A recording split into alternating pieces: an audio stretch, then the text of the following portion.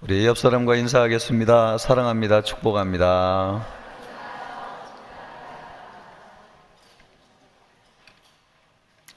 지난주 수요일에도 비가 오지 않았나 모르겠는데, 그죠? 오늘도 비가 온다고 그러더라고요. 저는 못 봤는데. 끝나고 돌아가실 때 조심하시기를 바라고요. 우리 모두 건강하기를 바라겠습니다. 오늘은 다윗의 이제 마지막 이야기인데, 다윗의 이야기하면은 빼놓을 수 없는 밧세바를 간음하고 또 그 남편 되는 우리아를 죽인 사건, 이것을 얘기하지 않을 수 없습니다. 다윗의 진짜 모습은 무엇인가 하는 생각을 하게 돼요. 10대에 하나님의 그 기름 부으심을 받을 때 그 순수한 신앙이 다윗의 진짜 모습인가? 아니면 골리앗과 목숨을 아까워하지 않고 하나님의 영광을 위해서 싸우기로 결단하고, 정말 멋있죠, 그죠? 참 아름답죠. 그것이 다윗의 진짜 모습인가? 아니면 우리가 지난주에 하나님을 위해서 모든 것을 내놓고 나는 궁전에 왕궁에 살고 있지만 하나님 천막에 계신데 하나님 나보다 더 좋은 곳에 계셔야죠 하면서 성전을 지어드리기를 정말 소망하고 간절히 바랬던 것이 다윗인데, 그것이 다윗의 진짜 모습인가? 오늘은 너무나 상반된 모습이죠. 남의 아내를 탐할 뿐만 아니라 그 죄를 덮기 위해서 또 남편을 전쟁터에서 죽이게 만드는 인간으로서 참 그 잔악한 모습이 아닐 수 없는데, 여러분 다윗의 진짜 모습은 뭐라고 생각하시나요? 여러분은 다윗의 어떤 모습을 가지고 계세요? 제가 볼 때는 인간의 모습이 이와 같다고 생각합니다. 우리는 여러분 하늘과 땅과 같은 존재여서 하나님의 영이 우리와 함께 하시면은 하나님과 같이 존귀한 존재도 될 수 있지만, 하나님이 안 계시면 흙과 먼지 같은 존재여서 짐승과 별반 다르지 않은 삶을 살 수 있는 존재가 우리다. 다윗도 인간이었기 때문에 그렇게 큰 차이가 없다는 것을 성경이 말씀하고 있는 것 같습니다. 여러분 맞습니까? 아니에요? 우리 그래서 사람이 팔색조와 같이 여러 가지 옷을 입기도 해요. 어떤 사람은 막 선하고 천사 같다가 어느 순간에 보면은 악마 같은 사람이 되어 있을 수 있고, 여러분 오직 하나님의 은혜로 우리를 붙잡아 주셔야 될 줄로 믿습니다. 그래서 사람은 좋은 사람도 없고 악한 사람도 없고, 어떻게 보면 그런 것 같아요. 하나님의 은혜에 달려 있고 그래야지 우리가 된다 하는 것을 생각하는데, 다윗이 평생을 제가 볼 때는 신앙인의 정체성을 가지고 살아왔다고 생각합니다. 저는 그게 다윗의 귀한 점이죠. 왕이었음에도 불구하고 40년 동안 왕의 자리에 있었음에도 불구하고 신앙의 정체성을 가지고 살았어요. 그래서 그는 겸손한 사람이었고 늘 하나님과 깊은 교제를 하는 사람이었고, 시편에 수많은 성경이 기록될 정도로 엄청난 영감 있는 성경 말씀을 기록할 정도로 대단한 사람이었어요. 그러나 그의 일생에 단 한 번 신앙인의 정체성을 벗어버리고 정치가의 정체성을 취한 때가 있는데, 바로 그때가 언제냐? 바로 이 순간입니다. 진짜 왕이 되고 싶었어요. 내가 왕인 권력을 한번 휘두르고 싶었어요. 내가 왕인데 나보다 높은 사람이 없는데 그 정도 일을 내가 못하겠느냐, 이런 마음이 다윗의 마음속에 들어왔을 때가 바로 이 순간이고, 이 순간이 다윗이 급전직하 떨어지는 순간이었다. 그러므로 여러분, 우리가 한순간도 어떤 위치에 있든지 간에, 목사인든지 평신도든지 어떤 재산을 가지고 어떤 위치에 있든지 신앙의 정체성을 놓지 않는 것은 너무나 중요한 문제고요, 그 신앙의 정체성을 붙잡고 평생 살아가야 될 줄로 믿습니다. 우리가 어떤 신분, 어떤 직분을 가지고 있든지 오직 나의 주님은 하나님이시고 예수 그리스도가 나의 주님이시고 하나님이 안 계시면 나는 아무것도 아니라고 하는 이 신앙의 정체성을 가지고 살아야 될 줄로 믿습니다. 그래야지 우리가 보호를 받는 것이고요, 벗어나지 않는 것이고 안전한 삶을 사는 것입니다. 오늘 바로 이 순간이 다윗이 그 신앙의 정체성을 자기도 모르고 벗어버리고 왕의 정체성을 가졌던 때 있었던 일이 되겠습니다. 지난주에 다윗 언약을 맺는 말씀을 보았는데요. 그때로부터 3년에서 5년 정도의 시간이 지났다고 볼 수 있습니다.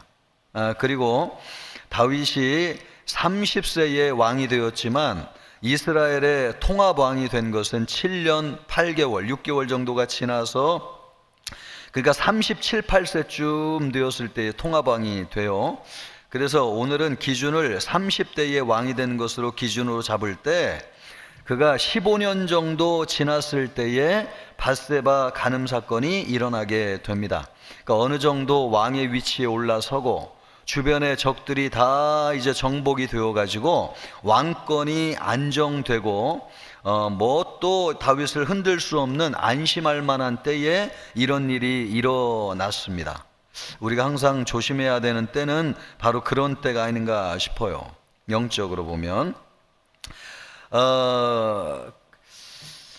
그것으로 밧세바를 간음한 사건이 그것으로만 끝나지 않고 그 임신한 것을 은폐하기 위해서 밧세바의 남편 우리아를 불러다가 재우려고 했는데 그 안 되는 바람에 다시 전쟁터로 내보내게 돼서 거기에서 죽게 만들었습니다. 살인죄까지도 저지른 것이죠. 그리고 이제 죽었다는 이야기를 듣고 밧세바를 데려다가 아내를 삼고 아이가 태어나는 바람에 이 일을 아무도 아는 사람이 없게 됐어요.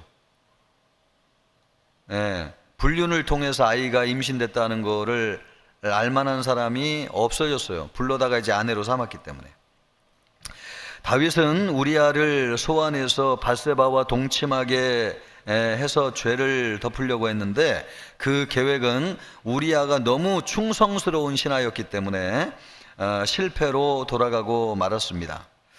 이제 다윗이 범죄를 숨기기 위해서 취할 수 있는 한 가지 방법은 우리아를 죽이는 것이고요, 또 밧세바를 데려다가 아내로 삼는 것이었습니다. 밧세바가 아내가 되면은 아이를 낳아도 간음한 사실을 숨길 수 있게 되는 것이죠. 다윗은 우리아를 죽일 방법을 세웠습니다. 우리아를 가장 치열한 격전지 한가운데 내보내가지고 다른 부하들은 다 뒤로 물러나게 하고 오직 우리아만 전쟁터 한복판에서 칼과 화살을 맞아가지고 죽게 만들었던 거죠. 전쟁터에서 사람이 죽는 일은 다반사니까 이것이 그런 계획 가운데 이루어지는 일이라고 하는 것을 누가 알겠어요? 그런데 여러분, 정치가는 이런 교묘하고 무서운 일도 꾸밀 수 있느냐? 그럼요. 그래서 우리가 여러분 속으면 안 돼요. 다윗이 이런 일을 했다는 거죠. 다윗은 우리아를 죽일 계책을 세운 편지를 우리아의 손에 쥐어주고 요압에게 전달했습니다. 우리아는 적군 화살에 맞아가지고 죽었어요. 다윗은 요압으로부터 우리아의 죽음을 보고받고 나서 밧세바를 데려다가 아내로 삼았습니다. 밧세바는 아이를 출산했습니다. 다윗의 범죄는 이제 완전 범죄로 일단락되는 것처럼 보였습니다. 그러나 27절 말씀이 참 중요합니다. 왜 성경이 이 말씀을 기록하고 있느냐? 이 27절 말씀을 우리에게 들려주기를 원하는데 우리 27절 말씀을 한번 읽어보도록 하겠습니다. 그 장례를 마침에 다윗이 사람을 보내 그를 왕궁으로 데려오니 그가 그의 아내가 되어 그에게 아들을 낳으니라. 다윗이 행한 그 일이 여호와 보시기에 악하였더라. 누가 보는 게 중요해요? 그렇습니다. 그래서 우리가 하나님을 믿는 것입니다. 하나님은 살아계시고 여전히 우리와 함께하고 계시고 우리의 마음까지도 살피시는 분이십니다. 마음을 살피시는 이가 성령의 생각을 아시나니 이는 성령이 하나님의 뜻대로 성도를 위하여 간구하심이니라. 여러분, 하나님은 마음을 살피시는 이신데 우리를 보고 계신 분이 계신데 바로 그분이 누구시냐? 하나님이십니다. 하나님. 그것을 우리에게 말씀해 주기를 원하고 있어요, 성경이. 이 사건이 이대로 마무리되지 않고 엄청난 파장을 불러일으키게 될 거라고 하는 것을 지금 암시하는 말씀이에요. 왜냐하면 누가 보고 있기 때문에요? 하나님이 보시고 이거는 악한 일이라고 하는 것을 하나님이 말씀하셨기 때문에 그렇습니다. 이것을 통해서 우리에게 주시는 메시지를 보고자 하는데요. 먼저 우리 인생에 하나님이 심판자로 계신다고 하는 것을 알아야 됩니다. 27절 말씀을 다시 보면 다윗이 행한 그 일이 여호와 보시기에 악하였더라. 이 말씀은 다윗의 밧세바 간음, 또 그 남편 우리아 살해, 그리고 밧세바를 아내로 삼은 것에 대해서 말씀하고 있는데, 이 모든 것이 하나님이 보시기에 악한 일이었다는 것입니다. 그래서 하나님이 준엄하게 징계하실 것을 예고하고 있는 말씀이죠. 우리는 이 사건에 대해서 하나님이 중요하게 보고 계시다고 하는 것을 주목해야 됩니다. 하나님이 이 사건을 중요하게 보고 계세요. 그래서 이 사건이 중요해요. 27절은 다윗의 범죄 사건을 기록한 11장 마지막 절인데 종합적인 결론을 담고 있어요. 앞에서 행한 모든 일들이 하나님이 보시기에 악하였다, 이 말씀을 하기를 원하시는 거예요. 1절에 기록된 다윗의 밧세바 간음 사건으로부터 시작해가지고 왕궁으로 데려와서 아내를 삼고 아들을 낳게 된 일련의 과정을 보면 다윗의 행위가 겉보기에는 매우 성공적으로 보여요. 이것이 정치적인 이슈가 된 것도 아니고 언론에서 다룬 것도 아니고 이 문제를 제기하는 신하가 나타난 것도 아니에요. 다윗은 우리아를 비밀리에 제거함으로써 후환을 없앴고요, 밧세바의 임신 사실이 외부로 노출되기 전에 왕궁으로 데려옴으로써 모든 사람의 눈에 완전 범죄를 완벽하게 감출 수 있었습니다. 하나님만 눈 감아 주셨다면 이 일은 세상에 드러나지 않았을 거예요. 완벽하게 감출 수 있었어요. 다윗은 완전 범죄에 대해서 만족해하면서 참 이게 교묘하게 지혜롭게 잘 처리되었다, 속으로 이렇게 자평했을지도 몰라요. 우리가 분명하게 기억해야 될 것이 있습니다. 다윗의 행동에 대해서 완전 범죄라고 부르든지 아니면 지혜로운 행동이라고 부르든지 그것은 우리 자신이나 인간의 평가에 지나지 않습니다. 성경은 이 일에 대해서 다시 한번 말하거니와 다윗이 행한 그 일이 여호와 보시기에 악하였더라. 여러분, 악이라고 하는 게 뭡니까?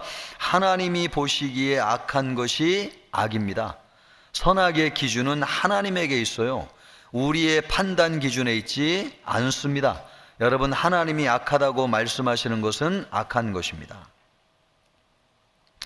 마치 스포츠 경기가 끝나고 관전하던 사람들이 뭐라고 하든지 간에 심판에 의해서 엄정한 심판이 내려지고 최종 승패가 결정되는 것과 같습니다. 심판이 어떤 결정을 하느냐에 따라서 그 경기의 승패가 좌우되죠. 마찬가지로 우리 인생도 모든 과정을 마친 이후에 최종적으로 평가해 주시는 분이 계세요. 나는 잘 살았겠거니 하지만 내 평가가 중요한 것이 아니고 우리의 인생을 평가하시는 분이 계신데 그분이 하나님이십니다. 여러분, 하나님의 기준에 들어야 될 줄 믿습니다. 하나님을 의식하세요. 하나님을 두려워하세요. 예배를 할 때도 찬양을 할 때도 여러분, 사람 보고 하려고 하지 마시고 하나님 보고 하시기를 바랍니다. 우리가 하는 모든 일에 대한 결정적인 평가는 하나님의 손에 달려있기 때문에 그렇습니다. 여러분, 사람에게 너무 치중하지 마시고 오직 하나님이 나를 어떻게 보실까, 그것 때문에 기도하시기를 바라고요, 말씀 사랑하기를 바라시고요, 혼자 있을 때에도 예배드리면서 큐티하고 하나님의 말씀 앞에 경건히 서는 여러분이 되기를 바랍니다. 하나님 앞에 하나님께서 어떻게 보시느냐가 우리 신앙생활의 요체예요. 그게 제일 중요한 문제입니다. 사도 바울은 우리 인생을 경주에 비유하였습니다. 뿐만 아니라 성경은 한 번 죽는 것은 사람에게 정한 것이요 그 후에는 뭐가 있다는 겁니까? 심판이 있으리라고 히브리서 9장 27절에 말씀하고 있습니다. 우리는 여러분 다 죽어요. 100% 다 죽어요. 그 후에는 뭐가 있느냐? 하나님의 심판이 있습니다. 그러므로 하나님이 나를 어떻게 보시느냐가 우리 인생의 제일 중요한 문제예요. 우리 왜 하나님 앞에 나와야 됩니까? 왜 예배해야 됩니까? 여러분 누가 보든 보지 않든 왜 하나님을 사랑하며 하나님의 말씀대로 행해야 되는 것입니까? 우리를 은밀한 중에 보시는 하나님이 보시고 우리에게 갚아주시는 분이기 때문에 그래요. 그래서 너희는 기도할 때에 외식하는 자와 같이 하지 말고 내 골방에 들어가서 문을 닫고 은밀한 중에 계신 내 아버지께 기도하라. 은밀한 중에 보시는 내 아버지께서 갚으시리라. 할렐루야. 여러분 우리 신앙생활의 모든 초점이 은밀한 중에 보시는 하나님께 초점을 맞추어야 된다 하는 것을 말씀해주고, 이것을 볼 때 여러분 신약의 하나님이나 구약의 하나님이나 동일한 하나님이신데, 여러분 다윗이 은밀한 중에 행하는 모든 일을 은밀한 중에 보시는 분이 누구셨냐? 하나님이 보고 계셨다고 하는 사실이에요. 우리 하나님은 은밀한 중에 보시는 하나님이십니다. 그래서 여러분 참 하나님 사랑하기를 바라고요, 우리 하나님을 기쁘시게 드리는 우리 성도님들 되기를 주님의 이름으로 축복합니다. 우리 하나님이 그것을 기억하세요. 과일 바구니 하나 드린 거, 여러분 하나님을 위해서 내가 없는 중에 1,000원이라도 정성껏 하나님 앞에 귀한 예물을 올려드린 거 보고 계신 분이 계신데 하나님이 그것을 보시고 참 기뻐하십니다. 우리 하나님을 참 그렇게 드리는 우리 성도님들이 되어야. 다윗은 평생을 그렇게 해왔는데 이 순간에 그걸 놓친 거죠. 너무나 안타깝습니다. 우리는 잠시 있다가 사라질 이 땅에서 낙을 위해 진리를 거스리는 행위를 하지 마시기를 바랍니다. 여러분 지나가면 먼지와 같고 다 사라지는 거, 정욕을 위하여, 욕심을 위하여, 권력을 위하여 우리의 아까운 생명을 소진하는 자들이 되지 않기를 바랍니다. 여러분 지나가면 아무것도 아니잖아요. 우리가 가지고 있는 자리, 물질, 여러분 우리 다음 세대에 물려준다고 영원히 남을 것 같습니까? 아니요. 제가 볼 때는 아무것도 아니에요. 사실 제가 너무 요즘 세상을 초월한 듯한 얘기를 하는 것 같은데, 우리의 인생이 그렇잖아요. 지나가 보면 아무것도 아니고 먼지와 같잖아요. 아지랑이와 같이 있는 것 같지만 존재하지 않는 것, 실체는 하나님밖에 없고 하나님과의 관계만 영원한 것이라고 하는 것을 우리가 신앙생활하면서 알게 되는 것이죠. 그러므로 여러분 세상에 미련 두지 마시기를 바라고, 이 세상에 가치 있는 것 추구하다가 진짜 영적인 가치를 놓는 어리석은 일 하지 않기를 주님의 이름으로 진심으로 축복합니다. 진짜 가치 있는 분은 하나님이에요. 하나님의 법을 따라 선한 심판관인 하나님으로부터 우리가 면류관, 영원한 면류관을 받기를 바라보면서 살아야 되겠습니다. 그런 우리 성도님들 되기를 바라겠습니다. 다윗이 왜 죄를 지었느냐는 거죠. 여러분 참 이해할 수 없는 문제예요. 다윗이 왜 죄를 지었느냐, 성경은 다윗이 왜 죄를 지었느냐 명확하게 말씀하고 있지는 않아요. 그러므로 여러분 우리가 다윗이 왜 죄를 지었느냐 그거 판다고 해가지고 좋은 거 아닌 것 같아요. 성경이 말씀하는 것만 우리가 알아야지, 다윗이 왜 죄를 지었냐 성경도 얘기 안 하는 걸 우리가 알아서 뭐 하겠습니까? 그러나 분명한 한 가지는 다윗 같은 사람도 죄를 지을 수 있다 없다? 그러면 우리도 죄를 지을 수 있다 없다? 예, 우리도 예외가 아니라는 거. 여러분 선줄로 알면 넘어지게 됩니다. 선줄로 알면 나도 다윗과 똑같은 존재라고 하는 것을 성경이 우리에게 말씀하고 있는 것입니다. 성경이 다윗을 통해서 말씀하는 명확한 한 가지는, 이런 다윗도 그 본질이 인간이고 죄의 본질을 가지고 있어서 언제든지 넘어질 수 있다면 우리라고 넘어지지 않을 수 있느냐? 넘어질 수 있다는 거예요. 그것을 우리에게 말씀해 주기를 원하고 계세요. 그것을 듣고 겸비하여서 자기 자신을 긍정적으로 너무 지나치게 과신하지 않고 겸손하게 하나님을 의지할 수 있다면 오늘 하나님의 말씀을 잘 듣고 있는 것입니다. 우리가 다윗도 죄를 졌지만 여러분 우리도 죄에서 자유할 수 없는 존재입니다. 그러나 제한적이나마 오늘 우리가 이 다윗의 범죄를 기록하고 있는 이 말씀을 보면은 다윗이 왜 죄를 졌는지 성경이 말씀하는 부분까지 나아가 가지고 어느 정도 알 수 있는 부분은 있어요. 이것을 성경이 우리에게 말씀하고자 하는 것은 우리도 이런 부분의 경계를 삼아야 된다고 하는 것을 얘기해 주는 것이죠.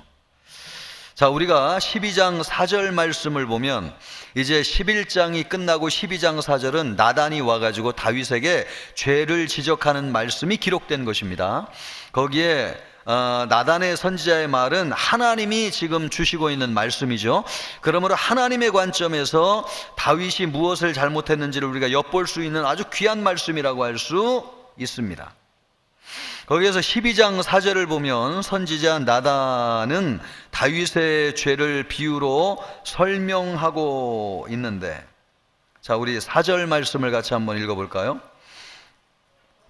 어떤 행인이 그 부자에게 오매 부자가 자기에게 온 행인을 위하여 자기의 양과 소를 아껴 잡지 아니하고 가난한 사람의 양 새끼를 빼앗아다가 자기에게 온 사람을 위하여 잡았나이다 하니, 하나님이 지금 다윗이 죄를 진 것을 비유로 말씀하고 계신데, 우리 같으면 이렇게 얘기할 것 같아요. 너 간음죄를 졌지?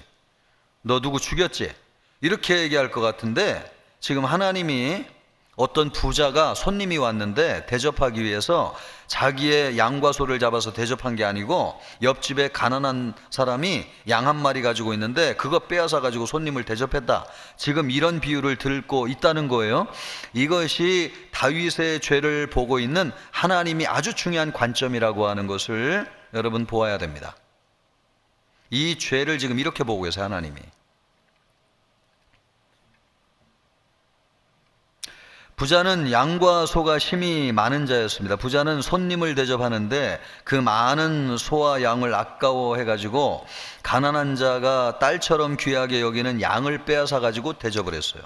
부자는 자신의 것을 아까워하면서 남의 것은 아까워할 줄 모르는 자였습니다. 그 많은 양과 소로 만족하지 못하는 자였습니다. 오히려 한 마리라도 막 더 챙기려고 하는, 그러니까 더 많은 양과 소를 가졌을지라도 그의 욕심은 만족하지 못하고 그치지 못했다는 것이죠. 성경은 여러분 이것이 우리 인간의 죄의 본질이라고 하는 것을 말씀하고 있는데, 그 죄의 본질이라고 하는 게 뭐냐? 탐욕이라고 하는 겁니다. 탐욕. 내 것으로 삼고 싶은 마음. 내 것으로 삼고 싶은 마음.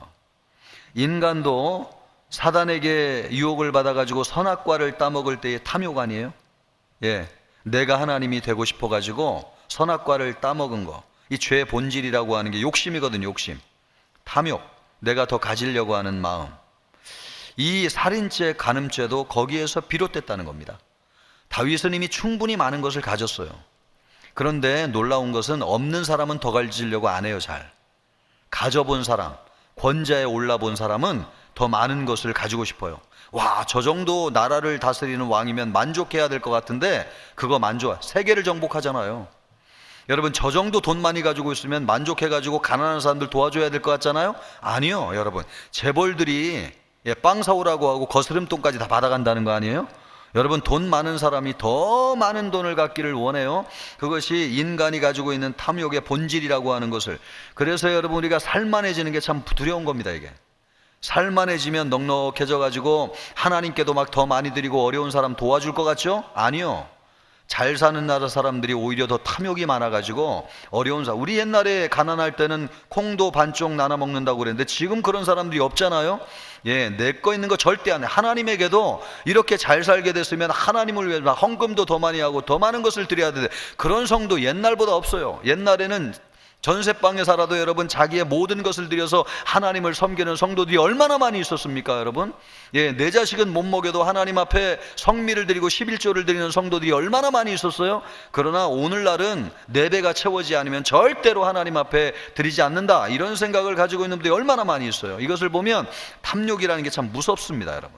가지면 가질수록 더 하나님을 멀리하게 하는 것이 탐욕이라고 하는 거. 그게 죄의 본질이라고 하는 거예요. 인간은 가진 것이 많으면 많을수록 더 큰 욕심이 생기게 돼요. 그 욕심은 채워질 수 없는 끝없는 욕망의 욕심. 다윗에게 하나님께서 어마어마한 것을 주셨잖아요. 아내도 몇 명이에요, 여러분? 다윗이 그 목동이라 아무것도 알아주는 사람 없는데 하나님이 정말 귀하게 여기시고 불러다가 기름 부어 왕으로 세우셔가지고 천하를 다 주셨는데 그에게 없는 것이 뭐가 있어요, 여러분? 다 있죠. 그런데 그 하나를 더 얻어내려고 얼마나 무리수를 두고 있는 것을 볼 때, 야, 이 죄의 본질이라고 하는 탐욕이라는 게 얼마나 무서운 것인가. 왕의 아내가 될 정도로 외모가 뛰어난 여인들이 다윗에게는 많이 있었는데 그 정도면 여러분 만족해야 될 거 아니에요. 그런데 또 다른 이쁜 여인이 나타나가지고 거기에 그냥 눈이 휩쓸려서 정욕이 움직이니까 남의 것을 빼앗죠. 하나님께서는 우리 각자에게 필요한 것을 충분하게 공급해 주셨습니다. 여러분 그렇게 믿으십니까? 하나님은 우리에게 필요한 것을 공급해 주셨어요. 많이 가진 자는 많이 가진 대로, 또 적게 가진 자는 적게 가진 대로 하나님은 필요에 따라 또는 목적에 따라 충분하게 우리에게 공급해 주셨어요. 우리 모두 자족하는 성도님들이 되어야 될 줄 믿습니다. 그러므로 우리는 하나님이 주신 것을 충분한 것으로 알고 만족하며 살아야 됩니다. 그러나 안타깝게도 우리는 욕심으로 인해서 이미 받은 것보다도 아직 없는 것을 바라보며 살게 된단 말이죠. 그로 인해서 감사 대신 불평하게 되고요, 불만을 늘어놓게 되고 때로는 없다고 생각되는 것을 얻기 위해서 죄를 범하기도 하게 되죠. 이에 대해서 성경은 뭐라고 말씀하십니까? 오직 각 사람이 시험을 받는 것은 자기 욕심에 끌려 미혹됨이니 욕심이 잉태한 즉 죄를 낳고 죄가 장성한 즉 사망을 낳느니라. 여러분 아멘이죠? 우리가 시험을 받는 것은 우리의 욕심에 이끌려 가지고 미혹되기 때문이라는 겁니다. 또 하나님의 은혜를 감사할 줄 모르고 더 큰 욕심에 사로잡히는 것은 하나님을 시험하는 것이라고 말씀하고 있는데, 시편 106편 14절 말씀은 광야에서 욕심을 크게 내며 사막에서 하나님을 시험하였도다. 여러분 사람이 욕심이 과하면 누구를 시험하게 되느냐? 하나님을 시험하게 됩니다. 그래서 이 욕심이라고 하는 것, 욕망이라고 하는 것이 모든 죄의 본질입니다. 광야 생활 당시에 레위 족속이었던 고라 일당은 레위 족속이었어요. 그래서 성막에서 하나님을 위해서 봉사할 수 있는 특별한 은혜를 입은 사람이었어요. 그런데 거기에 만족을 하지 못하고 제사장 직분에 욕심을 내가지고 나도 모세처럼 되어야 되겠다, 이런 마음이 생기는 바람에 하나님과 모세를 반역하게 되었습니다. 이 일에 동참하였던 250명의 사람들이 불이 임해가지고 다 죽게 되었고요, 이 일로 인해가지고 이스라엘 백성들이 14,700명이 연병으로 죽었습니다. 여러분 이것도 과한 욕심으로 인해서 불러온 재앙이에요. 과도한 욕심은 죄를 낳고 인간을 파멸에 이르게 합니다. 따라서 우리는 하나님께서 우리에게 주신 은혜가 족한 줄 알고 자족하기를 배워야 될 줄 믿습니다. 하나님이 주신 은혜에 감사하면서 능력 주시는 자 안에서, 이 정도만 주셨어도 능력 주시는 자 안에서 내가 모든 일을 할 수 있다, 이런 믿음을 가지고 살아야 됩니다. 유혹의 욕심을 따라 썩어져가는 구습을 쫓는 옛사람을 벗어버리고 심령으로 새롭게 되어서 하나님을 따라 의와 진리의 거룩함으로 지으심을 받는 새 사람이 되어야 되겠습니다. 욕심은 우리의 눈을 하나님을 향하지 못하게 하고요, 말씀을 들어도 귀에 들어오지 못하게 하고 하나님으로부터 멀어지게 만들어요. 뭐가? 욕심이 가득 차면 그래요. 자리가 탐이 나고 물질이 탐이 나고 내가 저 사람같이 되어야 되겠다는 마음이 내 마음에 가득하면 하나님의 말씀이 안 들어와요. 눈이 어두워지고 귀가 닫혀가지고 하나님의 말씀이 들어가지 않고 하나님이 멀어지게 되는 것이죠. 그래서 이런 사단이 그런 때 찾아와가지고 미혹하여서 죄를 범하게 합니다. 이렇게 되지 않기 위해서 우리는 오직 거룩함을 사모해야 되겠습니다. 그러기를 주님의 이름으로 축복합니다. 또 하나, 다윗이 왜 죄를 범했는가? 첫 번째는 욕심이라고 그랬는데요. 두 번째로 왜 죄를 범하게 되었느냐? 말씀이 우리에게 일러주는 바대로 우리가 보자면 12장 9절 말씀을 볼 수 있는데요. 12장 9절도 한번 봅니다. 12장 9절 찾으셨어요? 같이 읽습니다. 그러한데 어찌하여 내가 여호와의 말씀을 업신여기고 나 보기에 악을 행하였느냐? 내가 칼로 햇사람 우리아를 치되 암몬 자손의 칼로 죽이고 그의 아내를 빼앗아 내 아내로 삼았도다. 여러분, 이 말씀을 중요하게 보십니까?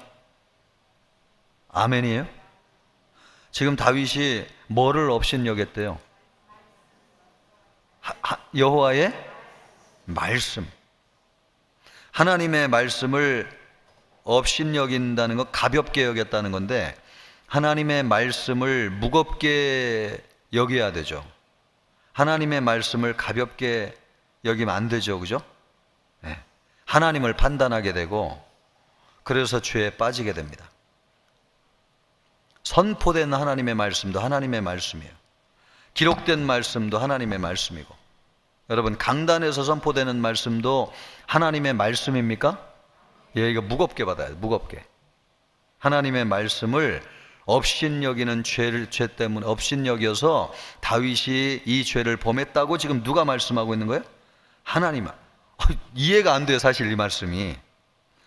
다윗처럼 하나님의 말씀 앞에 벌벌벌벌 떠는 사람이 없고, 다윗처럼 하나님의 말씀을 사모한 사람이 없고, 시편 여러분 119편 보면은 주의 말씀은 빛이요 등이라고 말씀하고 하나님의 말씀을 얼마나 귀하게 여기는 사람이 다윗입니까? 그런데 여러분, 하나님이 다윗을 향해서 뭐라고 말씀하신다는 거예요? 내가 내 말을 업신여겼다. 두려운 말이죠. 두려운 말이죠. 그래서 여러분, 하나님의 말씀을 판단하는 거 조심해야 됩니다. 아니, 성경이 그렇게 얘기하잖아요. 성경이. 그것이 우리가 죄가 빠질 수 있는. 나단은 다윗의 죄를 지적하면서 다윗이 하나님의 말씀을 업신여기고 하나님 보시기에 악을 행하였다고 말씀하고 있어요. 다윗이 지금까지 받은 모든 축복은요, 하나님의 말씀을 참 귀하게 여기고 순종할 때 주어진 것이었습니다. 그럼에도 그 모든 은혜 속에서 하나님 앞에 감사하지 못하고 범죄의 기회로 삼고 말았습니다. 하나님의 말씀을 업신여기는 것이 다윗의 범죄의 근본적인 원인이었다. 하나님이 이렇게 말씀하고 계십니다. 이와 같이 인간은 하나님의 말씀으로부터 멀어지면 죄를 범하게 돼요. 여러분, 아담과 하와도 선악과를 따먹지 말라고 하는 말씀을 가볍게 여기는 바람에 선악과를 따먹었잖아요. 하나님의 말씀을 무겁게 받아들이면 무겁게. 하나님의 말씀과 죄의 거리는 관계가 있어요. 하나님의 말씀으로부터 멀어지면 죄와 가까워지게 돼요. 마음이 무디어지게 되고 하나님의 은혜를 깨닫지 못하게 돼요. 그리고 자신이 죄인이라고 하는 것을 잊어버리게 되고 자신이 잘못을 해도 가책을 느끼지 못하고 그래서 평생 죄의 종으로 살게 돼요. 언제? 하나님의 말씀을 멀리하게 될 때에 그렇습니다. 그러나 하나님의 말씀을 무겁게 여기고 하나님의 말씀을 진중하게 받아들이는 사람은 여러분, 시험이 와도 말씀을 의지하여 순종하기 때문에 시험을 이겨낼 수 있습니다. 할렐루야. 그래서 예수님이 시험이 올 때에 뭘로 시험을 이겼어요? 말씀으로 이겼잖아요, 여러분. 말씀과 하나님과의 관계는 아주 중요한 영적인 관계가 있습니다. 요셉은 꿈으로 말씀하신 하나님의 뜻을 붙들고 신실하게 의지함으로 형들에 의해서 애굽에 팔려가서도 시위대장 보디발의 집에 있던 정욕의 시험을 이겨낼 수 있었습니다. 요셉도 여러분 정욕의 시험을 받았잖아요. 그런데 그는 하나님의 말씀을 붙잡았어요. 그래서 결국 애굽의 총리가 되는 축복을 얻어가지고 많은 이스라엘 백성들을 구원하는 역사를 감당하게 되었습니다. 욥도 하나님의 신실한 말씀을 붙잡았던 욥은 모든 것을 잃어버리고 육신마저 망가졌음에도 불구하고 하나님의 말씀을 떠나지 않았기 때문에 시험이 끝난 이후에 갑절의 축복을 받았습니다.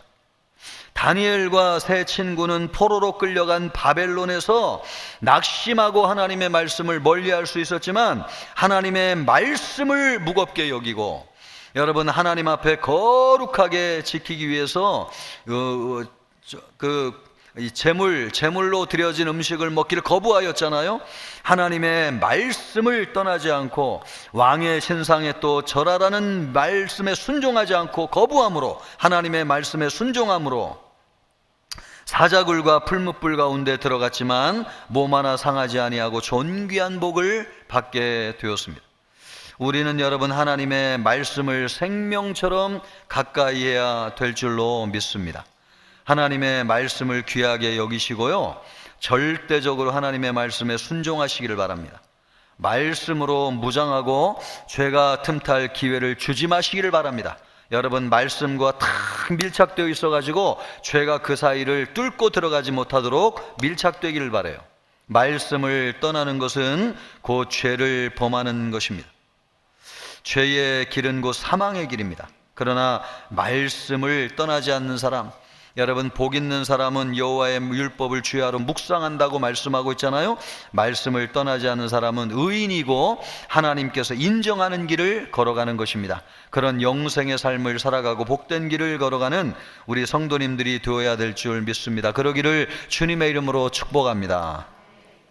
마지막으로 한 가지를 보이고자 하는 것은 우리가 죄를 졌을 때에 회복하는 길이 무엇인가, 어떻게 해야지 죄사함을 받는가. 13절 이렇게 말씀하고 있는데요, 12장 13절도 같이 읽습니다. 다윗이 나단에게 이르되 내가 여호와께 죄를 범하였노라 하매 나단이 다윗에게 말하되 여호와께서도 당신의 죄를 사하셨나니 죽지 아니하려니와. 아멘. 예. 여기에 있죠, 그죠? 예, 다윗이 죄를 고백하고 나단을 통해서 하나님이 용서를 선언하시는 말씀이에요. 다윗은 나단 선지자를 통해서 책망의 말씀을 듣고 한마디도 변명하지 않았습니다. 하나님, 내가 하나님이 말씀하신 그 죄를 졌습니다. 내가 회개합니다. 이것이 회개죠. 이럴 때 하나님이 용서하세요. 하나님께서 즉시 나단을 통해서 죄사함을 선포하셨어요. 다윗이 죄악을 은밀한 중에 범한 것을 보면 아마 죄의식이 있었던 것으로 보여요. 드러나지 않게 죄를 행하려고 한 것을 보면. 그러나 그것을 죄로 인정하지 못하고 있었습니다. 그런 이유로 그는 회개할 수 없었어요. 그러던 차에 하나님께서 나단 선지자를 보내가지고 죄를 지적하자 죄를 고백하며 회개할 수 있었고, 그로 말미암아 하나님의 용서를 받게 되었습니다. 하나님은 우리 인간의 연약함을 알고 계세요. 그래서 하나님께서 인간이 죄를 범하였다고 무조건 심판하지 않으세요. 하나님은 죄인이지만 우리 모두를 구원하기를 원하십니다. 그만큼 하나님은 우리를 사랑하세요.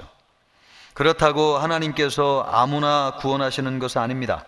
구원을 받으려면 죄의 문제를 해결받아야 되는데 이 죄의 문제를 해결하지 않고는 구원받을 수 없어요. 어떻게 죄의 문제를 해결할 수 있느냐? 하나님 앞에 나와서 우리의 죄를 고백하고 회개하는 것입니다. 회개하는 것만이 죄를 해결받는 유일한 길입니다. 죄는 수행을 한다고 해가지고, 덕을 쌓는다고 해가지고, 우리가 소소하게 선행을 베푼다고 해가지고 죄의 문제가 해결되는 것 아니에요. 죄는 오직 하나님만이 해결해 주실 수 있고 하나님의 은혜로만 우리의 우리가 죄사함을 받을 수 있습니다. 그러므로 우리 하나님 앞에 우리의 죄를 진실하게 고백하는 것입니다. 하나님이 말씀하신 대로 하나님, 내가 그런 죄를 졌습니다. 내 안에 정욕이 가득하여서 그런 일을 했습니다. 하나님, 미워하는 것도 살인이라고 말씀하셨는데 내가 하나님, 내 마음속에 미워하는 마음이 있었습니다. 하나님, 분노하지 말라고 말씀하셨는데 내가 원수를 악으로 갚으려고 하는 마음을 가지고 있었습니다. 이건 누구가 다 아시는 거예요? 하나님이 아시는 것이죠. 남들은 몰라요. 그러나 회개한다는 건 뭐예요? 그것을 솔직하게 하나님 앞에 가지고 나와서 하나님, 내가 이런 마음 가지고 있었습니다. 용서하여 주시옵소서. 그럴 때 우리 하나님께서 예수 그리스도를 바라보시고 우리의 모든 죄를 사하여 주실 줄 믿습니다. 오늘 이 밤에 우리의 모든 죄를 하나님 앞에 토설하고 죄사함의 확신을 가지고 돌아가는 우리 모든 성도님들 되시기를 주님의 이름으로 축복합니다.